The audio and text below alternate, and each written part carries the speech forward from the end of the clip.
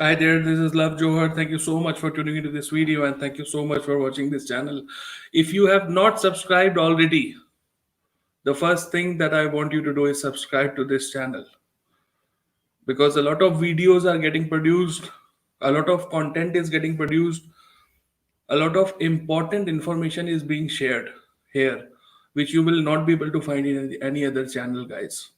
So try to understand the importance and try to understand the relevance of these topics with your day-to-day job roles, and it's crucial for you that you subscribe to this channel, guys. Very important. So if you have been watching this series of workshop videos that we are producing on ISO 27001 implementation, today is the fourth video. This is the fourth video that we are trying to produce in the workshop series. So, one thing I would highly request, if you have just jumped onto this video by any chance, do not just start watching this video. Okay? Go back and watch it from the first video itself. Watch from the beginning, because then only all this information will be relevant for you, and then only it will make more sense for you. Otherwise it will just jumble up everything and you won't be able to take the complete utility out of this information.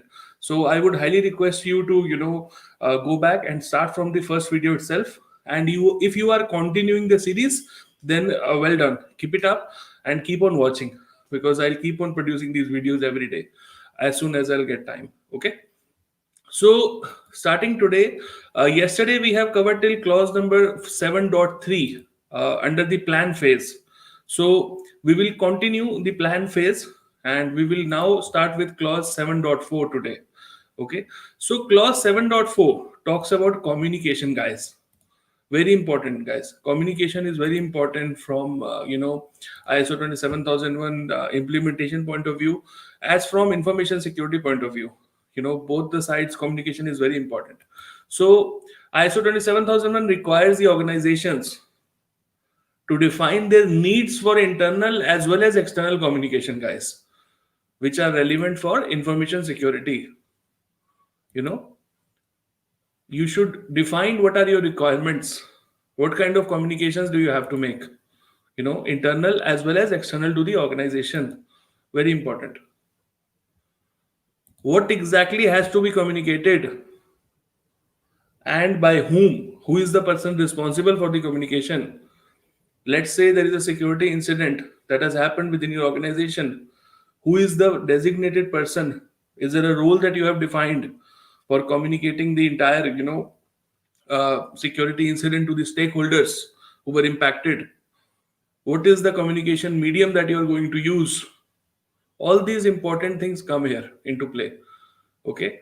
So having defined these communication rules, as to what type of information should be communicated, and whether it should be communicated within or outside the company, it makes it easier for you guys. That's why this clause is there. So communication is very important. Okay. What type of communication is allowed, uh, who is responsible to communicate, things like that come into play here. So all these communications should be planned and documented, and there should be certain rules around them. When we talk about communication from information security point of view, guys, very important. Okay. So after that, communication, the clause 7.5 talks about documented information. You know, what is the documented information all about? You know, how documented information should be created, how the documented information should be updated, and how it should be controlled. These are the three things that are covered in clause 7.5. Now, what are the types of documented information, guys? There's a question here. What are the different types of documented information that are present in ISO 27001 that ISMS talks about? What are the two different types of documented informations which are there? So, number one, information like your policies and procedures, your processes. Okay. Information which provides guidance on how the policies and procedures should be conducted that you have created is one kind of documented information which is there. okay, within your organization. The second type of information is information which is an evidence. Try to understand this, guys, very important. One type of information is regarding the processes, the procedures that you have defined, how you have to follow them. And the second type of information is for the evidence of the performed activities that you have performed. You know, these are also called as records, guys. The second type of information, which is the evidence information, can also be called as records, guys. Okay. So these records can be in various forms. When we talk about evidence, a lot of people, they want to know what kind of an information, a documented information, can be considered as an evidence. Okay. So in this case, an evidence can be, the records can be in various forms. For example, it can be in forms of an email. Okay. It can be in the form of a paper, you know, a database log, or an information log, you know, can also be there in case of a record.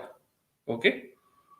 So when you are creating the information, the documented information, when you are updating the documented information, you have to make sure that there is appropriate identification and description of this information. For example, the title of the document, the date, the author of the document, all these things should be noted down very clearly and precisely, guys. It's very important. Okay.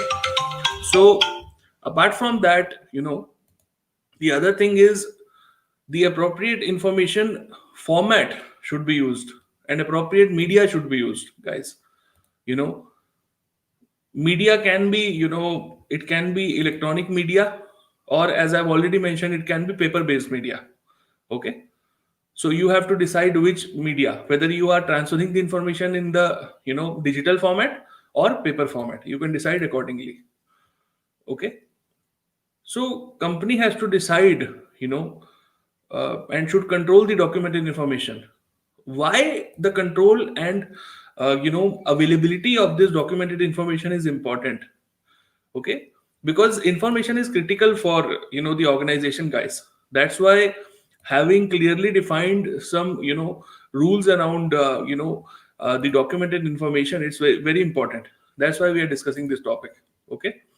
So the organization should control the documented information so that it is available for use when it is needed, and thus it should be adequately protected as well, guys. Very important. Okay. So what are the different activities that you have to perform in order to adequately protect this information, which I have just mentioned about? What are the activities that you have to perform as an organization in order to make sure that your documented information is protected properly? These things we'll discuss one by one. Okay. Number one, you have to define rules for information distribution, guys. How will the information be distributed? How will the information be accessed? How it will be used? How it will be retrieved? Whether you are distributing using emails, whether you are distributing using USB drives, whether you are using print media, whether you are putting a password on the files or not, all these things are important. How are you storing the information? Where are you preserving the information? Okay. Are you putting the papers in log cabinets? Very important. And the most important when we talk about documented information point is, which a lot of people have actually asked me in the other videos as well, how to do version control. This version control is very important, guys, because whenever you create changes to any document, there are different versions that you have to create. So version control in this case is very important. How to control the changes within the document? It comes through version control, guys. Okay. So where do you write these version controls? Where do you put up different versions? On the front page itself of the document. Okay. You mention the different versions that have come. You mention what are the changes that have been done. This is how the documented information is controlled. Okay. How to dispose this documented information? Another challenge for a lot of different organizations is the disposal, the appropriate disposal of the information is important. How to dispose of the documented information. Okay, how long you have to keep the documented information, and when is a good time to destroy them or delete them or dispose them. These are some questions that you have to ask your organization while implementing ISO 27001. Very important, guys. Okay, what is the time frame during which you have to preserve the information that you have? Okay, what are the different records that are required by law, the regulatory authorities, which I mentioned in the beginning of the series when I talked about interested parties. What are the different records? What are the different documented informations being required from the regulatory bodies, from the law, for you to keep for your organization? Okay, how long you have to maintain those records, and when you can destroy them. All this information has to be kept. Okay, so this is very important again, guys, from ISO 27000 implementation point of view. Make sure that you understand this point, and if you have any questions, feel free to ask. Okay, so there is also a need to have control on the external information as well. Now, what do I mean by external information? Okay, information from your clients, information from your vendors, information from your suppliers, information from your partners. All this is external information, guys. You have email exchanges, you have contracts, you have a lot of different documents that you need to protect and control. Okay, their distribution. Okay, so all these procedures regarding the documented information control, from the standard, you do not have to document them anywhere. Okay, but it is a best practice that you should have them. Okay, so this is how it is there in the standard. This is how the companies should control their documented information. So if these rules which I have just talked about are mentioned in a best practice document, then it will be easier for the employees to follow, and they will know what to do when dealing with any type of documented information. Okay, so post that, I will now start talking about risk management, guys. you know a lot of people have been asking me to create videos on risk assessment, risk management, risk treatment. So now, as per the flow, now it is time to start risk management, addressing risks and opportunities. Clause number 6.1.1 talks about that. Okay, so in the process of planning the ISO 27001 implementation within your organization, you should try to identify what are the risks and opportunities that you need to address. What are the different risks, as well as what are the different opportunities that you have to address during the implementation, that you have to identify. Okay, that is the first thing.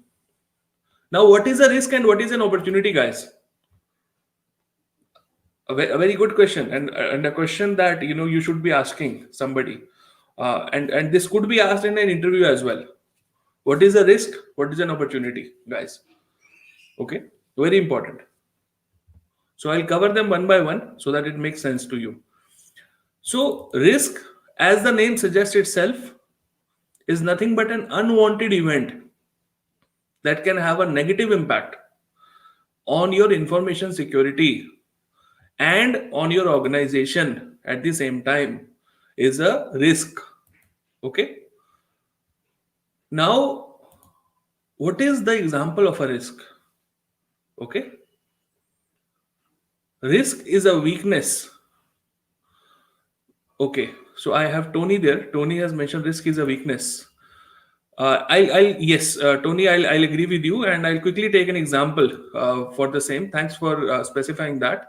and I'm glad you're watching this video stream.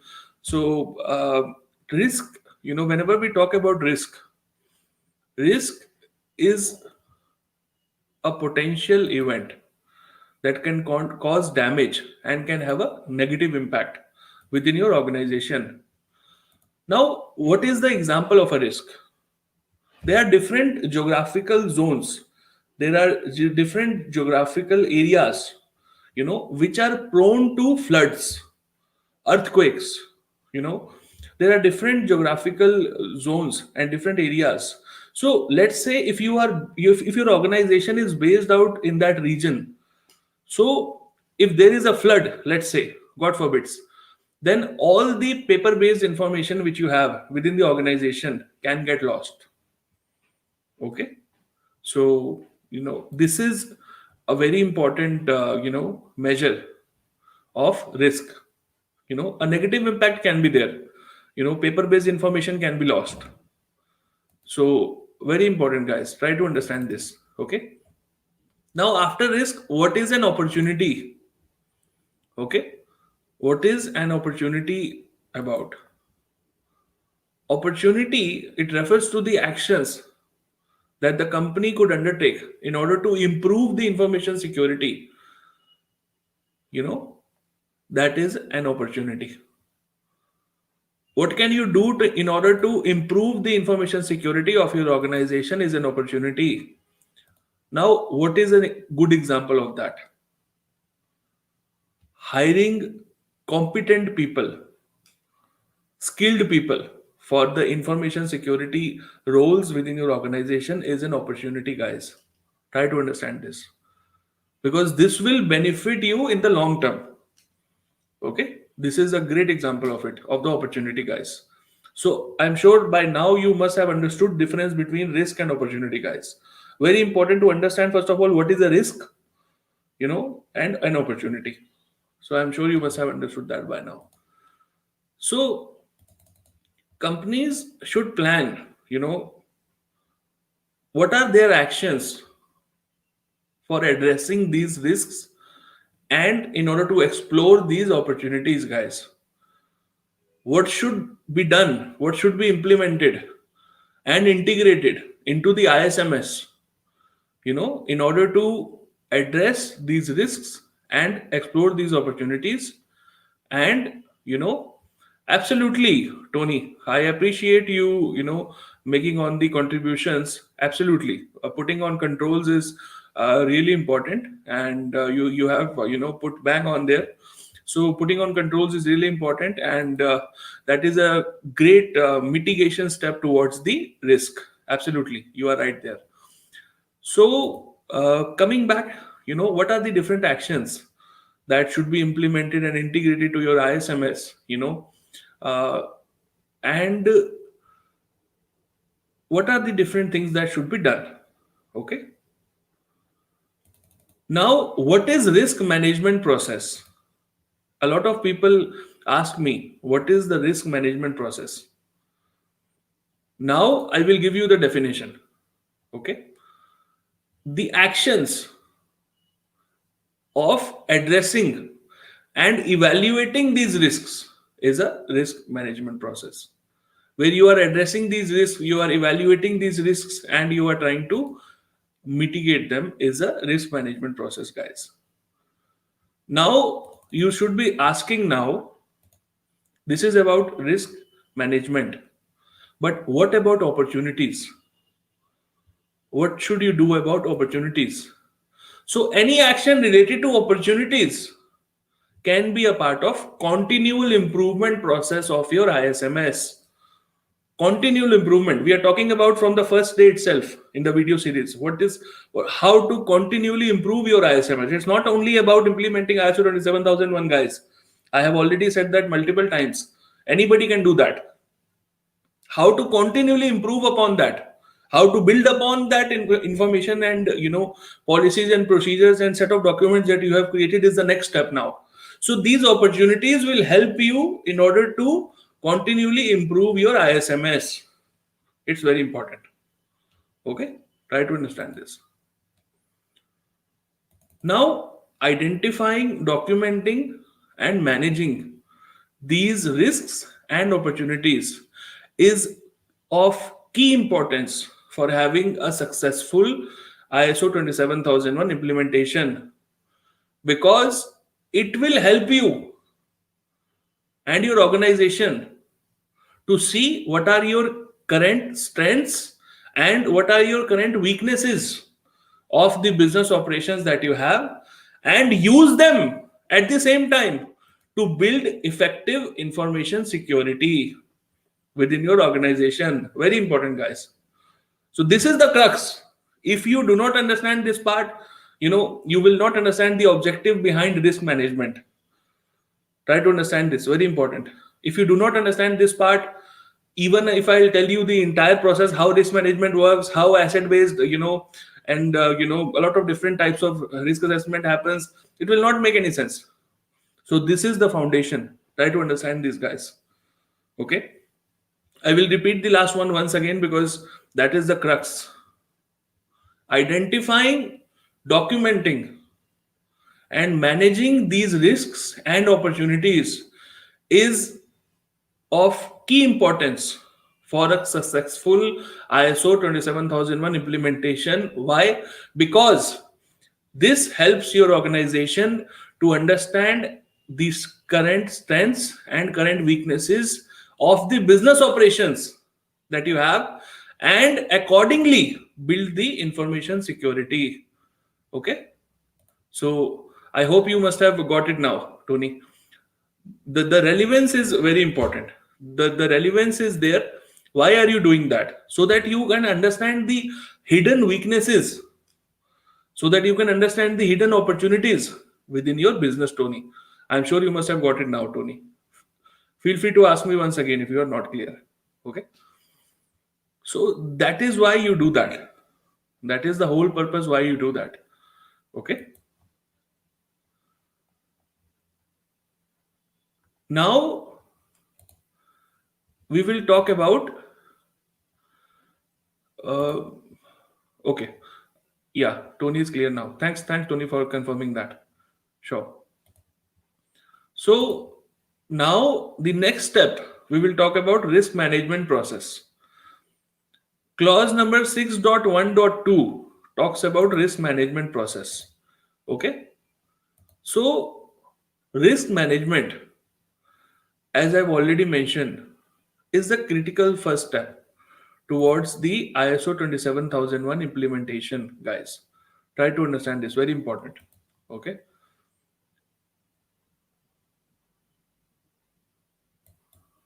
Risk management is the process for dealing with the risks, including activities. Now, what are the different activities in the risk management process? That is one thing that you should be asking now. Number one, identifying the risks, the first activity. Second activity, assessing the risks.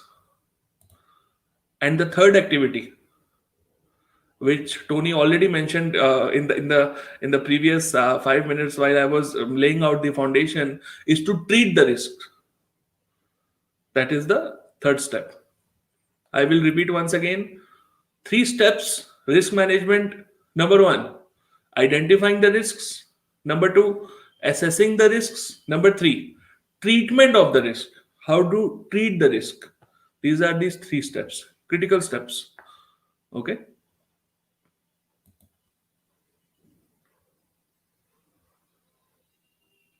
Now, in order to have a successful risk management process, in order to ensure that you have a successful risk management approach within your organization, the organization must define the process, the procedure, the rules for managing these risks, guys. Very important. It can be different from organization to organization. The steps can be different, the approach can be different, but you have to define it basis upon your business, basis upon your business requirements. You have to define an approach. Okay.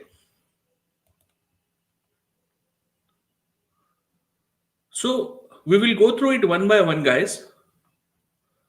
Number one, what should be a part of this approach?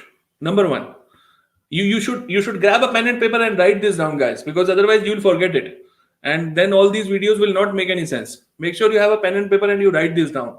Number one step in defining the risk management approach, number one step is defining the risk assessment methodology.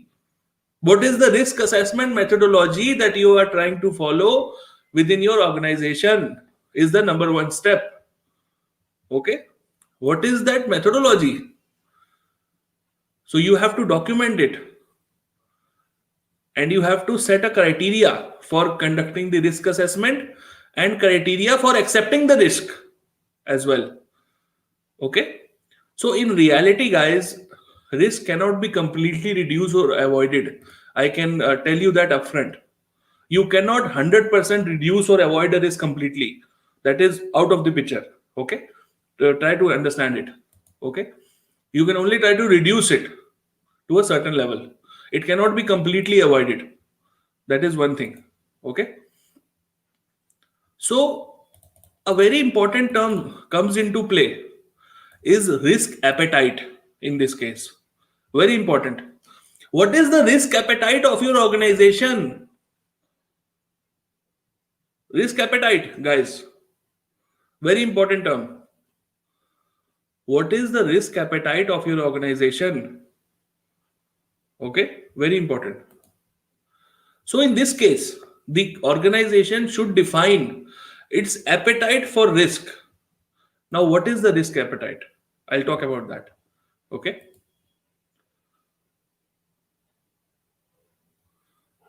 Meaning, acceptable risk for your organization. What kind of risk is acceptable to your organization? Okay, that is called as risk appetite, guys. Okay, so what do I mean by that? So let's say, absolutely, Tony, bang on there. Thanks, man. You are actually helping the audience here. Thank you for joining today, and really appreciate you taking the time out to type in the comments, man. Really, thanks. So, absolutely, the one thing I would just correct it a little bit here. Risks that you can take as an organization, risks you can actually which you are absolutely willing to take, and you can actually you know accept those risks as an organization. Okay,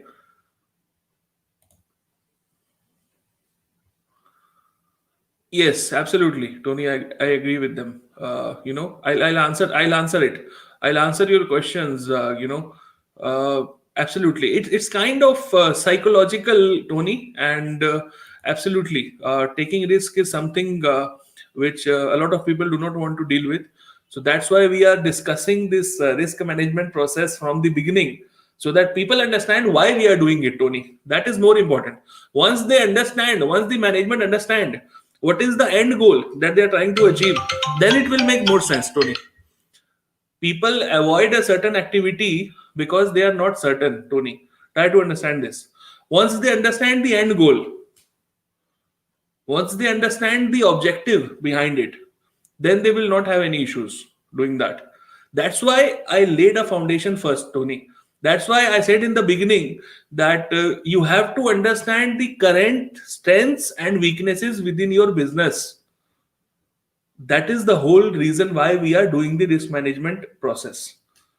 Okay, so if somebody is doing it from that objective, then of course the management will try to understand the importance of doing that. Okay, so if you understand the objective, then it will not make much of a difference, and people will actually try to do that. Okay, now what is an acceptable level of risk, you should ask, and what is a risk appetite? I will give you an example so that you can drive this point home. Let's say I have defined a backup policy. There is a backup policy that I have defined.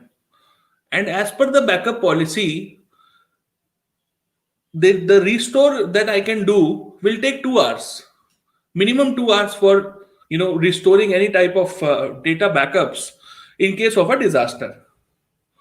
So for a small organization of 10 to 20 employees, or let's say for a small startup, having 2 hours of downtime might not be a big challenge, guys. So this can be an acceptable level of risk that an organization can bear and they are willing to take. But for a bigger organization, let's say for an organization like Amazon, let's say for a big organization, a big business like Google, having a downtime of 2 hours, do you think it will be manageable for them and bearable for them? Not at all. So that's why risk appetite varies from business to business, guys. Try to understand this. Risk appetite varies from small business to big business. We will discuss more about that. But I hope you must have got an idea of risk appetite. What exactly we are trying to do here. A small business would be able to survive, without a backup of 2 to 4 hours, without critically impacting the business altogether. But a big business, which is mission critical, cannot survive that kind of failure or the kind of recovery time objective that you are trying to put in here. Okay. So that's where the risk appetite comes into play. So I'll try to stop this video today here on the first step only, because otherwise it will too much information. And there are 4 more steps in the entire process. That the remaining steps I will start from tomorrow and or day after, whenever I'll get some time, and I'll walk you through all the steps. Any questions by then, feel free to ask me, and I will be more than happy to respond back. And special thanks to Tony for joining the session today. Tony, it was a great help for me as well as for the audience, because you kind of helped the people who are watching live as well as the people who will be watching later on as well. So thank you for putting in the comments, man. There are some questions.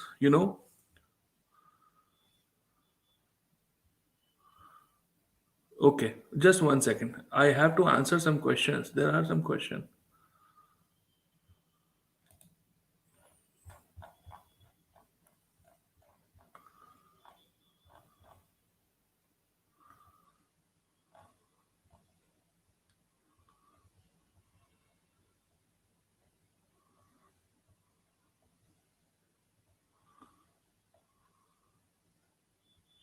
Okay, I'll quickly jump onto the questions now.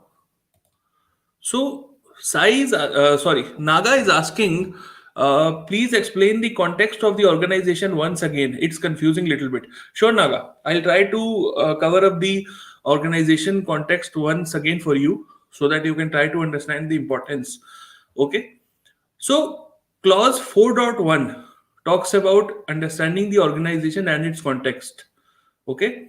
Now, what this clause requires you to do is analyzing internal and external issues that have influence on the information security within your organization. Okay. What are the different factors that can influence the information security within your organization? Could be external, could be internal, could be both. Okay. Apart from that, what are the business objectives behind the implementation of ISO 27001? What are the different internal processes that you have that could influence the implementation of ISO 27001 within the organization? And at the same time, whether your ISO 27001 goals, the objectives, are aligned with your business objectives or not. These are the points to remember for this. Okay. So these assessments should be done. You should be making notes of these points, whatever I have covered so far. Okay. Is there a regulatory requirement? Is there a requirement by law Things like that, you have to keep a note of it. These will play a part of the external factors. And internally, what are the different business processes which are there, and whether the implementation of ISO 27001 will hinder or improve their performance, or how it will make a change there, that you have to understand.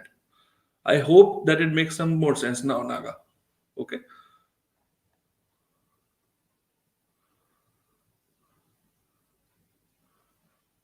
Sure, Tony. I'll try to post the link here to the description, where you can ask more questions. We do have a lot of different WhatsApp groups that are created, and now we are also on Signal as well as on Telegram. So I will try to mention all the three links in the description of this video, so that you can join, Tony.